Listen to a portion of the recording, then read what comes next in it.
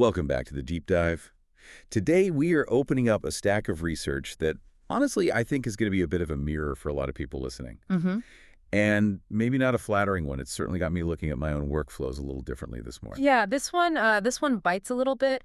It's the kind of material that feels less like a business lesson and more like a diagnosis. Exactly. We're looking at a framework that comes out of a high-level workshop involving some serious heavy hitters. We're Yeah. talking about advisors who have coached thousands of business owners and have collectively saved nearly $100 million in value for their clients. Wow. And just to add some weight to this, the core framework comes from a business operator who has 37 exits under his belt. 37. I mean, that number is just staggering. It really is, with $4.5 billion in total exit value. Yeah. So when this person talks about how businesses work, or, more importantly, how they break, we listen. We have to. This isn't theory from a textbook. This is battle-tested data from the trenches of capitalism. Absolutely. It's so rare to get that level of pattern recognition. Yeah. I mean, most people build one business, maybe two if they're ambitious. Right. To see 37 exits means you've seen every conceivable way a company can succeed,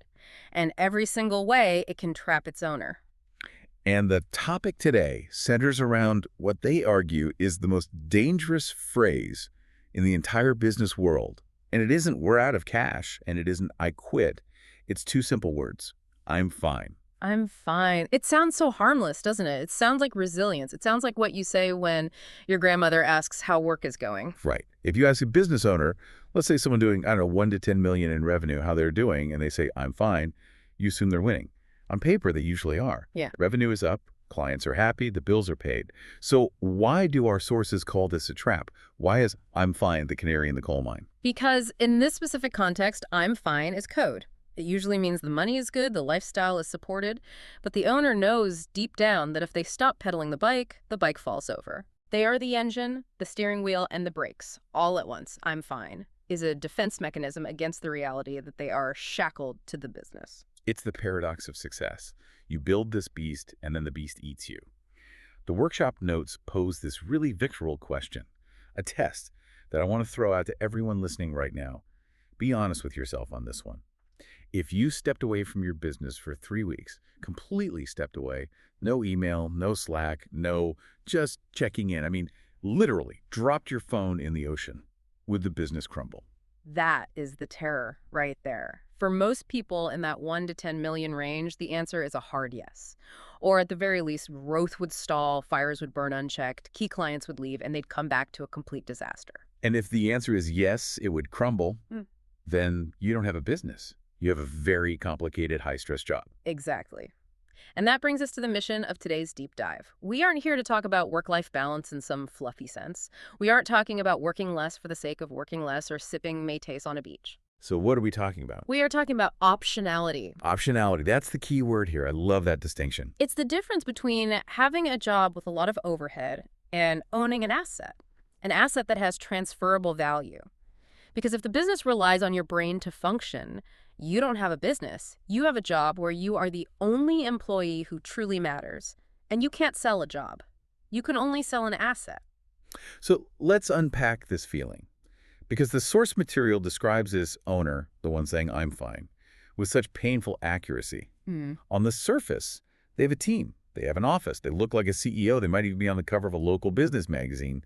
But beneath the surface, there is this simmering, hidden frustration. There was a quote from the workshop notes that really stuck with me. One owner said, "I'm tired of thinking for everyone." That resonates, doesn't it? I'm tired of thinking for everyone. It points to a very specific type of exhaustion. It's not physical labor, it's decision fatigue. Can you break that down? Because I think a lot of people feel that, but they can't quite name it. They just feel drained at the end of the day, even if they sat in a chair for 10 hours. Sure. Think about it this way. The owner has inadvertently positioned themselves as the chief problem solver. Every time a client issue pops up, every time a vendor needs to be paid, every time a hiring decision needs to be made, the team hits a wall. They pause. They look at the owner. The owner has to render a verdict before work can continue. The owner is the only one with the context to make the call. And the owner thinks they're just being helpful. Right. They think, "I'm leading, I'm solving problems, this is what leaders do." They think they're leading, but they're actually bottlenecking. They are the lid on the jar. And here is where it gets really interesting, specifically regarding the value of the company. If a buyer comes in, and remember, we are looking at this through the lens of guys who have done 37x steps. If a buyer looks at your business and sees that you are the one doing all the thinking, they don't see value, they see risk. Because if you leave, the brain of the company leaves. Precisely. They aren't buying a system, they're buying a person. And you can't really buy a person, not in the way they want to. If the asset is you and you walk out the door, the asset value goes to zero. This leads us to the central metaphor of this entire discussion. And honestly, once you see it, you can't unsee it. This comes from a former COO of an Inc. 500 company who presented at this workshop. He calls this the Jenga Tower Business.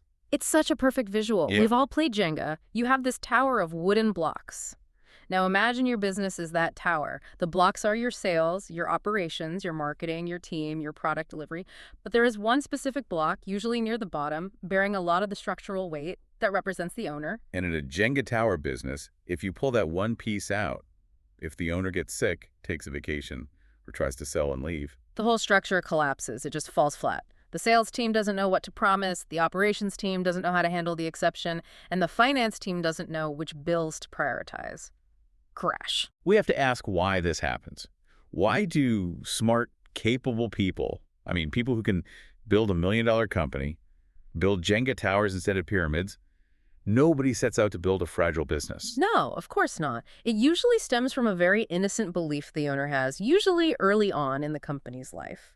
It starts when you're small. You tell yourself, it's faster if I just do it myself. Well, the classic mantra, I can explain it to you for an hour, or I can just do it in 10 minutes. Exactly. And in the short term, that is true. It is faster. If you need to fix a proposal, it takes you 5 minutes. If you have to teach a junior salesperson how to fix it, it takes an hour of coaching. So you do it yourself. But every time you do that, you are training your team. You're conditioning them. Conditioning them to do what? To wait. You are teaching them, don't decide, wait for the wizard to wave the wand. If they try to decide, you might correct them anyway, so they learn it's safer and easier to just ask you. So the team learns helplessness.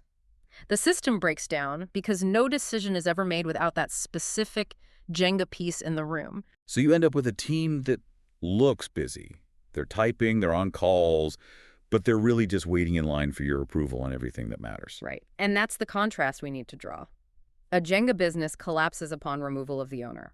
A level 3 business, which is where we are trying to get to today, sustains itself or even improves when the owner steps away. Okay, so let's get into the framework. Yeah. This is the meat and potatoes of the deep dive. Mm-hmm. The sources lay out 3 distinct levels of business maturity regarding this operational independence. And I want everyone listening to try and diagnose themselves as we go through this. Be honest. Brutally honest. If you lie to yourself here, you stay trapped. You can't fix a problem you won't acknowledge. This comes from that operator with the $4.5 billion in exit value, so pay attention. Let's start at the bottom. Level 1. This is the doer. Level 1 is where almost everyone starts. The owner does everything. You are the sales department, the fulfillment department, the support desk, and, the janitor. You are the one putting the stamp on the envelope. The team, if there is one, acts purely as an extension of your hands. They don't think. They just execute blindly based on what you shout at them. This feels like pure chaos. It is. It's the hustle phase. It's admirable in the beginning. It's how you get off the ground. But in terms of exit readiness, it's a 0 out of 10. You can't sell this. You barely own a business. You own a frantic, high cardio lifestyle. Most of our listeners probably feel like they've graduated past that. Yeah. They have managers, they have processes. They aren't packing the boxes themselves. Which brings us to level 2, the thinker. And the source material puts a giant warning label on this one. This is the trap. This is the danger zone. And it's dangerous because it feels like success. It looks like success. At level 2, the owner isn't doing the manual labor anymore. The team is executing.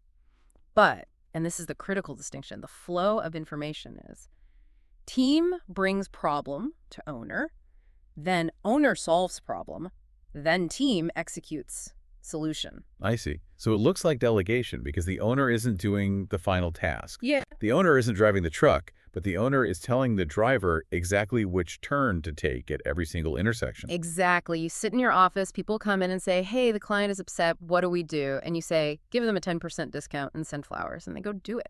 You feel productive. You solved a problem. You feel like a CEO. You're making executive decisions. But you are still the brain. You are the central processor. The team is just the hands. This is the illusion of progress. You think you're building a company, but you're just building a helper network.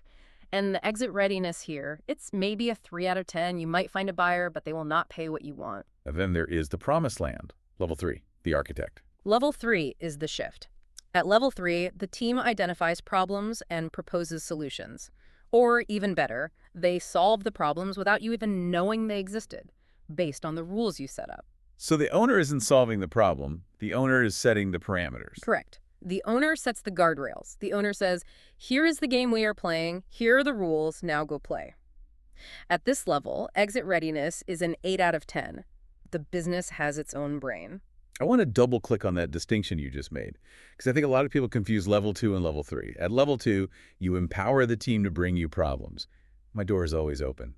Right? We hear that all the time. Right, bring me your issues.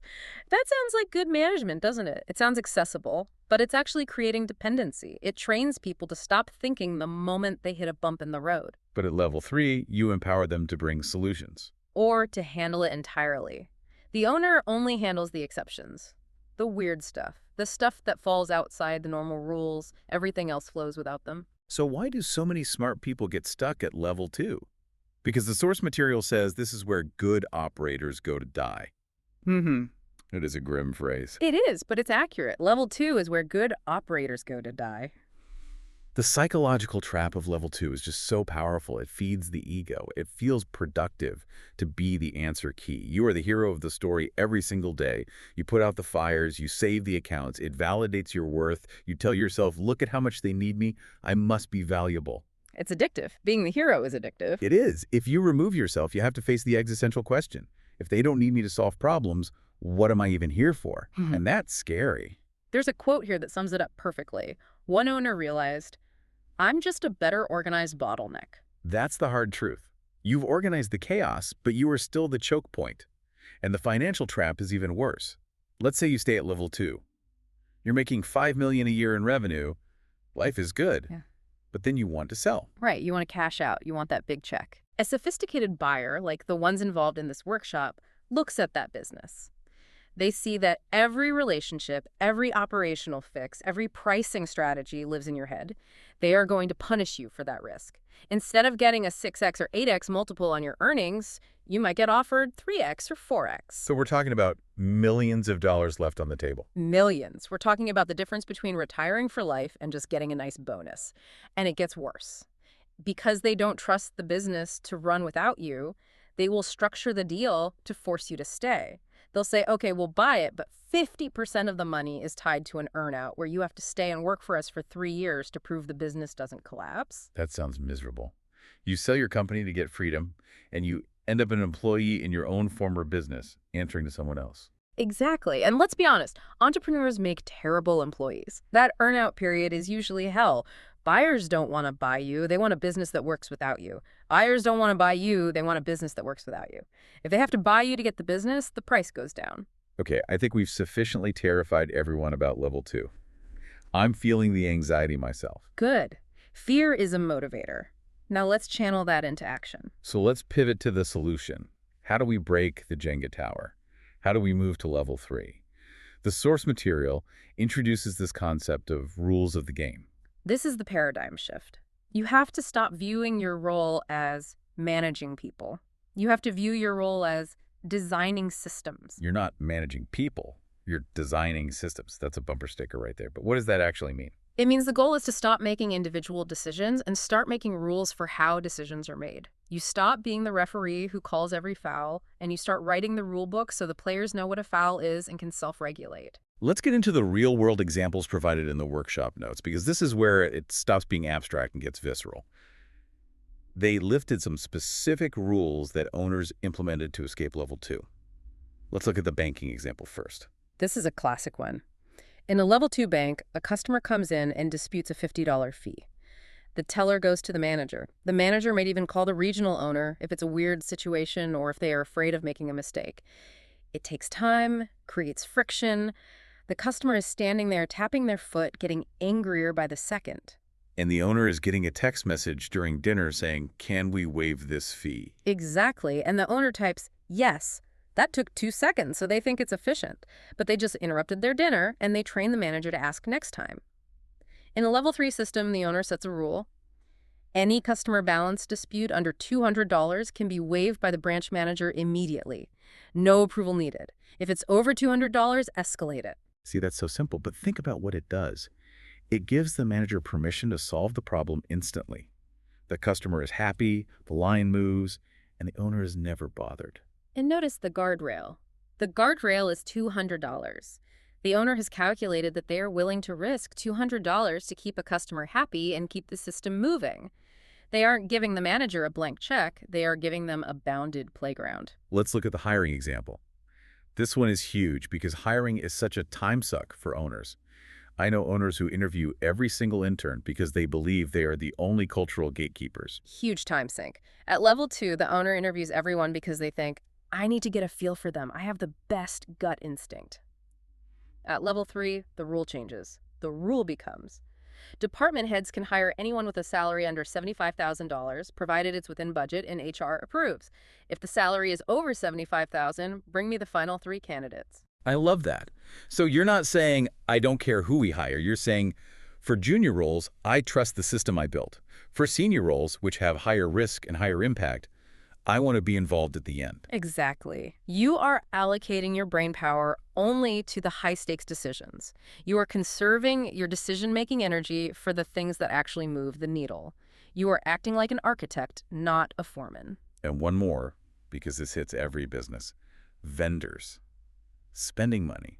The fear of, if I don't sign the checks, they will spend all the money. The rule here from the workshop was, you can switch vendors or approve spend under $10,000 if you document the reason. If it's over $10,000, you need to present a cost-benefit analysis. So what's the outcome here? Speed. Speed increases dramatically, but more importantly, accountability rises. If the team member makes the decision, they own the result. They can't blame the owner if the vendor sucks. They pick the vendor, and ultimately, the business becomes transferable. The brain of the owner has been encoded into the rules. It sounds great for the owner. I get my time back. I get to go golfing. Yeah. But I want to shift perspective for a minute. What about the employees? Because I can imagine a team member listening to this and thinking, wait, you want me to make the call on the $10,000 vendor? What if I mess it up? That's a very real fear. And the workshop touched on this human element. Initially, shifting to level 3 can be terrifying for employees. They are used to the level 2 safety net. What if I screw this up and get fired? Exactly. At level 2, they have a safety blanket. If they ask you what to do and they do it and it fails, it's not their fault. It's your fault. You told them to do it. Right. They're absolved of responsibility. I just did what the boss said. It's very comfortable. But at level 3, they own it. However, and this is the key insight from the team member quoted in the source, ultimately, clarity creates safety. Employees want autonomy. Nobody likes being micromanaged. They just fear unclear expectations. They fear the gotcha moment. So the guardrails we talked about, the $200 limit, the $75K hiring limit, those aren't just for the owner's protection. They're for the employee's psychological safety. 100%. It gives them permission to act. The owner is essentially saying, as long as you are within these walls, you are safe. You can move fast. You can be decisive. I will not punish you for decisions made inside these guardrails. That is incredibly empowering. It turns a job into a career because now they have agency. There's a fantastic analogy here used in the source material, the thermostat. Yes. Set the thermostat, don't adjust the temperature. Write that down. Think about how you heat your house. At level 2, the owner is constantly standing by the thermostat, tweaking the dial up and down every time the room feels a little hot or cold. They are reacting to every moment. Oh, it's chilly, turn it up. Oh, too hot now, turn it down. They are hyperactive. Exhausting. And the temperature probably fluctuates wildly. At level 3, the owner sets the thermostat to 72 degrees. They set the goal. And they let the HVAC system, the team and the processes, do the work to maintain that environment. They only touch it if the system breaks or if the external environment changes drastically, like a blizzard comes in. That is such a clear image. Stop fiddling with the dial. It's hard to do because sometimes you feel a draft. Your instinct is to run to the dial, but you have to trust the system to correct it. So how do we actually do this? We have listeners right now who are nodding along, maybe sweating a little because they realize they are the Jenga piece. They are realizing, I am the bottleneck. I am the reason we can't grow. Yeah. The source material lays out a 7-step path to get from level 2 to level 3. Let's walk through this roadmap. This comes from the advisors who have guided thousands of owners through this, so it's battle-tested. It's not theory. This is the practical how-to. Okay, step 1. Step 1 is the audit. You have to track what decisions are currently hitting your desk. Literally write them down for a week. Carry a notebook. Do not skip this step. Just catch yourself in the act. Oh, someone just asked me if we can order more printer paper. Write it down. Someone asked me to approve a refund. Write it down. Someone asked me what font to use on the slide deck. Yeah. Write it down. You have to see the sheer volume of dependencies. You will be shocked. Most owners think they make 5 decisions a day. It's usually 50. Once we have that list, step 2 is define categories. Right. You need to separate these decisions into 3 buckets: strategic, tactical, and operational. Strategic decisions are the ones you should keep. Big picture stuff. Should we acquire this competitor? Should we pivot the product line? That's the owner's job. Okay. Tacticals are for the team, but with guardrails. Yeah. How do we handle this client escalation? And operational should be 100% owned by the team without you. Ordering supplies, scheduling shifts. Okay, so we sort the laundry. We know what belongs where. Step 3 is create rules, not answers. This is the core skill we discussed earlier. This goes back to the paradigm shift. Don't say do X. Say, here is how we decide on X. You are teaching them the logic formula in your head. If you find yourself answering the same question twice, you need a rule. It's like teaching an AI, isn't it? You're programming your logic into them. That's a great way to put it. You are cloning your decision-making process. You are taking the intuition that lives in your gut and turning it into an algorithm that lives on paper. Step 4 is set parameters. These are the guardrails. Budget thresholds, risk tolerance, non-negotiables. You have to be specific. Under $500 is a parameter. As quickly as possible is not a parameter. Treat the customer nice is not a parameter. Ambiguity is the enemy here. Ambiguity sends you right back to level 2. If the rule is vague, the employee will come back to ask for clarification, and boom, you're the bottleneck again. You need binary clarity. If X, then Y. Step 5 is communicate the why. Transparency. If you just hand down rules, it feels bureaucratic. It feels like the man is imposing restrictions. Do this because I said so. That kills culture. If you explain, we are doing this so we can move faster and serve clients better, and so you don't have to wait for me, people get on board. They understand the mission. They understand that the rules are there to help them, not hinder them. And step 6. Empower with info. This is a big one where owners trip up. You can't ask someone to make a financial decision if they don't have access to the budget. You can't ask them to solve a client issue if they don't see the contract terms. That's huge. Owners often hoard information. Knowledge is power.